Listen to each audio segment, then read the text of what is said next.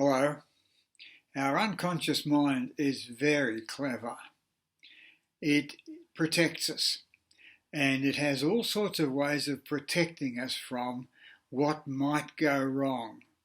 We've learned ways, or our brains, our unconscious minds learned ways to protect us. And one of them is struggle and dilemma. Now, people mistake this struggle for willpower.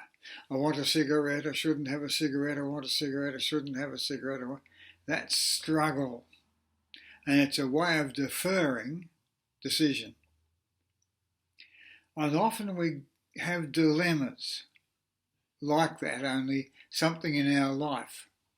I should do this, but on the other hand, I should do the other thing. I should do this, but I should do that, blah, blah. Same stuff. It protects us from making a decision where we might have to do something and get exposed to some level of risk.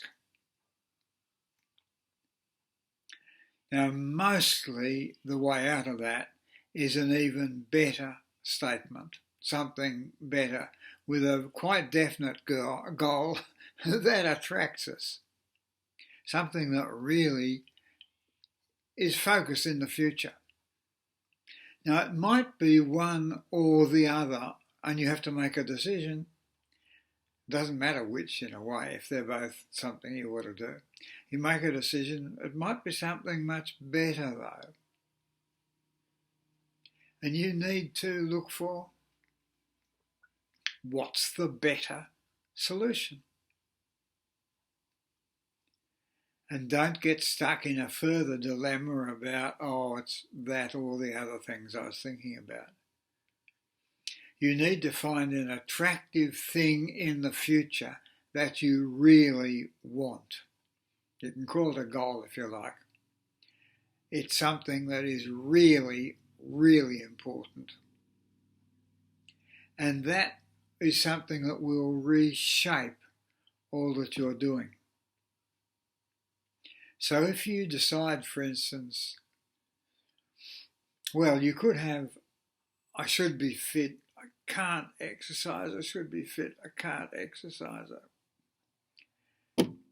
You go into a goal, it might be next Christmas or next birthday or God knows, and I am going to be fit. And so in order to be fit, I know that I must now exercise for 20 minutes a day or whatever it is. I must now change what I eat. I must now drink less.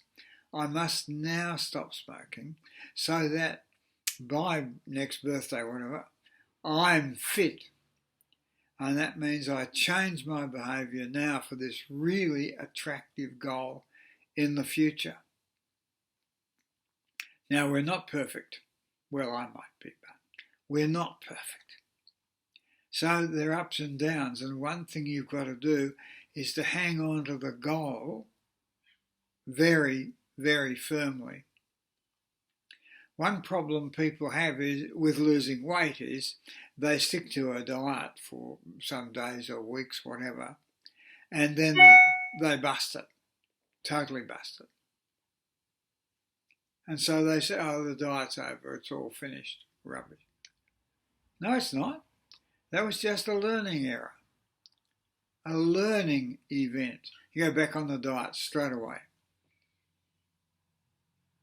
You don't fail. You don't stop. Of course, for some people, they desperately wanted to get off the diet and be normal. Normal for them was fat.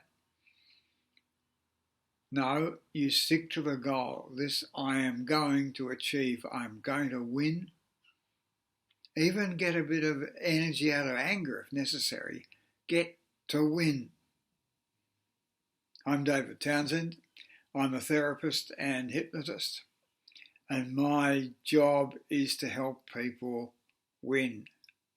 Get into a fantastic life. So it's really good to start anticipating how wonderful it will be, how absolutely thrilling to achieve your goal.